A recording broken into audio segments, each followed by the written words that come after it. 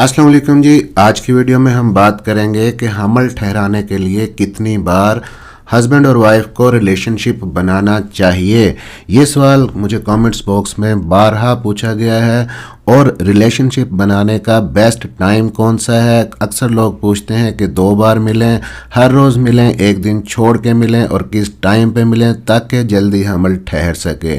Ovulation days के चक्कर में आप पढ़ती हैं मुख्तलिफ वीडियोस देख के, ओवुलेशन डे आपका निकलता नहीं है, आपको निकालना नहीं आता, या आपका साइकिल इर्रेगुलर है। अब रेगुलर साइकिल वाली खवातीन तो अपना ओवुलेशन डे निकाल सकती हैं, लेकिन जिनका साइकिल इर्रेगुलर है वो क्या करें। तो इन सारे सवालों के जवाब सिंपल से सादा से आसान से आपको बताऊंगा इस वीडियो में।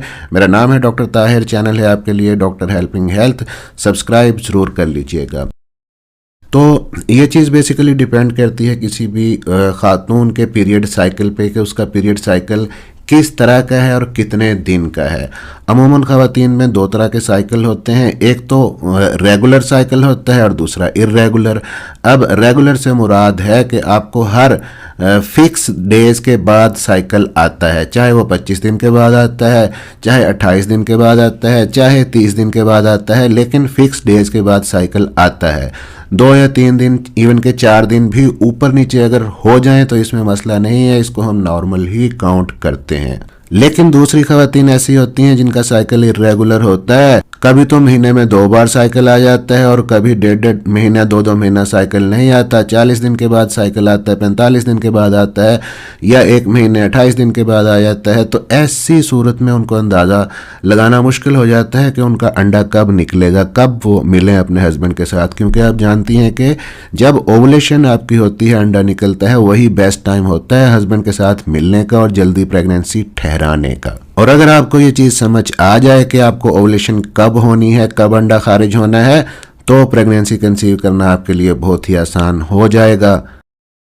और सिर्फ औरत के एग पे डिपेंड नहीं करता, स्पर्म भी मौजूद हो जब अंडा खारिज हो, उस टाइम पे हस्बैंड के स्पर्म भी मौजूद हो तभी हमल ठहरेगा। और स्पर्म ना सिर्फ मौजूद हो बल्कि सेहतमंद हो, उनकी हरकत अच्छी हो, मोटाइल स्पर्म हो, मोटिलिटी अच्छी हो।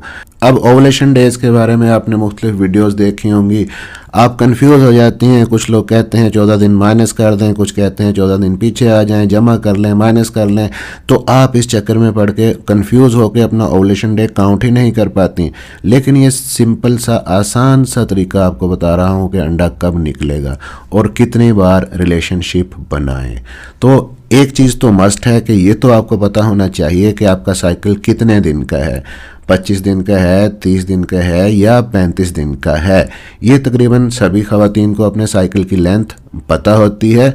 अब जब आपको पता चल गया है कि आपका साइकिल कितने दिन का है, अब फ़र्ज़ कर लेते हैं जी आपका साइकिल है 30 दिन का, यानी हर 30 दिन के बाद आपको माहवारी आती है।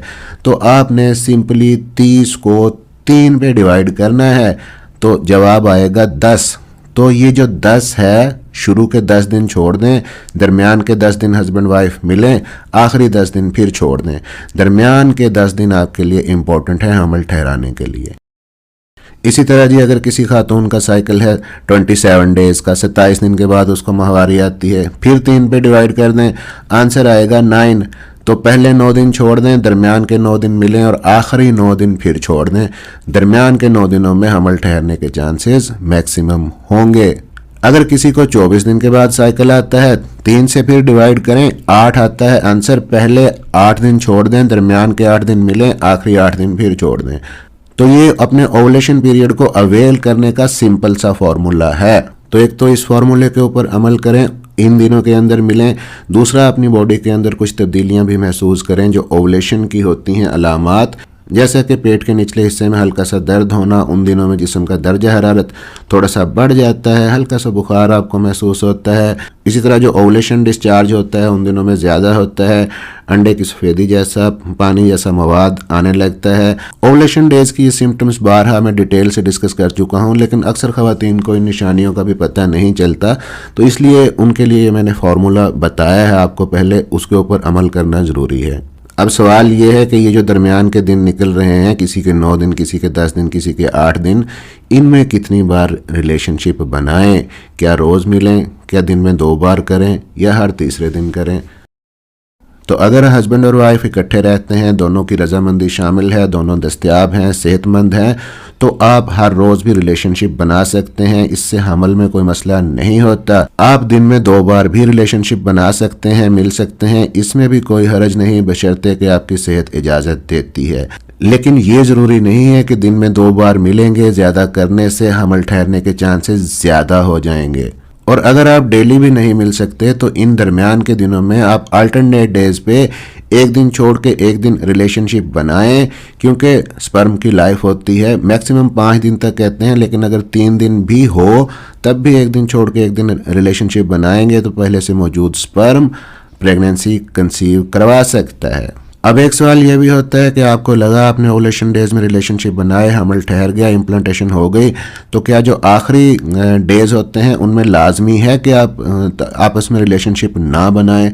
तो आमतौर पे नॉर्मल हेल्दी कपल्स को जिनमें पहले कोई हिस्ट्री नहीं होती मिस कैरेजेस की, या जो कंसीव करने के लिए बहुत ज़्यादा एफर्ट नहीं कर रहे, अभी रिसेंटली मैरिड हैं, तो उनको हम मना नहीं करते। लेकिन अगर आप काफ़ी अरसे से स्ट्रगल कर रहे हैं या पहले मिस कैरेजेस की हिस्ट्री है, प्रेगनेंसी आसानी से हो नहीं रही, तो जो आखिर के दिन होते हैं उनके अंदर आप रिलेशनशिप नहीं बनाएं, या यूँ समझ लें कि पीरियड आने से जो 1 हफ्ता पहले के दिन होते हैं इनमें रिलेशनशिप नहीं बनाएं। अब ये तो हो गया जी जिन खवातीन के साइकिल रेगुलर हैं उनके लिए। अब कुछ खवातीन यहाँ पे पूछेंगी कि हमारे तो साइकिल पीरियड्स रेगुलर नहीं है, कभी 30 दिन के बाद आ जाते हैं, कभी 35 दिन के बाद, कभी 40 दिन के बाद, कभी 45 दिन के बाद, तो हम कैसे अंदाज़ा लगाएंगी? फिर ये 3 से डिवाइड करने वाला फार्मूला तो हमारे लिए काम नहीं करेगा। तो ऐसी सूरत में आपके लिए एक सिंपल सा बेस्ट हल मैं आपको बता देता हूँ कि आपने हर 3 दिन के बाद हस्बैंड वाइफ ने रिलेशनशिप बनाना है। 4 तारीख को मिले हैं तो 4, 5, 6 तारीख को फिर मिलें।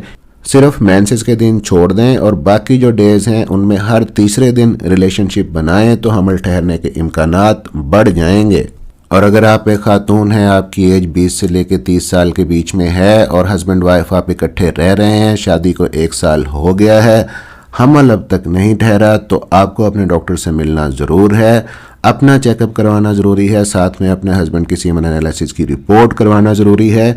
अपने चेकअप में आपका सिर्फ अल्ट्रासाउंड ही नहीं आता, आपने साथ में अपने ब्लड के टेस्ट भी करवाने हैं। बाज़ औक़ात ये होता है कि आपका स्ट्रक्चर सारा नॉर्मल नज़र आ रहा होता है, आपको साइकिल भी बाकायदगी से आ रहा है, आपके ओवरीज भी ठीक हैं, आपके यूट्रस भी ठीक है, लेकिन आपके हार्मोन्स ख़राब होते हैं। तो ऐसी सूरत में अपने ब्लड टेस्ट लाजमी करवाएं, क्योंकि जो हार्मोन है आपके वो बहुत ही इंपॉर्टेंट है हमल ठहराने में। तो उसमें सबसे इम्पॉर्टेंट चीज़ स्ट्रेस है। मैं अक्सर कहता हूँ अगर आप जहनी तौर पे पुरसकून रहेंगी तो आपके हार्मोन ठीक रहेंगे, टेंशन होगी तो हार्मोन ख़राब होंगे और हमल ठहरने के चांसेस कम हो जाएंगे। टेस्ट के अंदर ये भी पता चलेगा कि बाज़ ख़वातीन में मिनरल्स की, विटामिन्स की कमी भी हो सकती है, जिसकी वजह से हमल ठहरने में टाइम लग सकता है। तो इसलिए जब आप चेकअप करवाएंगी तो डॉक्टर आपको कोई सप्लीमेंट भी लिख के दे सकते हैं। हार्मोन में मसला है तो उसका ट्रीटमेंट देंगे। तो अपनी सेहत का ख्याल रखिएगा, मुतवाज़न ग़िज़ाएँ खाइएगा, विटामिन्स और मिनरल्स की कमी को पूरा कीजिएगा और जो फार्मूला आपको बताया है इस पर अमल कीजिएगा, ज़हनी स्ट्रेस से दूर रहिएगा। इन सारी चीज़ों को फॉलो करेंगे तो हमल ठहरने के चांसेस बढ़ जाएंगे। वीडियो अच्छी लगी हो तो लाइक और शेयर ज़रूर कर दीजिएगा, चैनल को सब्सक्राइब कर लीजिएगा। अपना ख्याल रखिएगा। अल्लाह हाफिज़।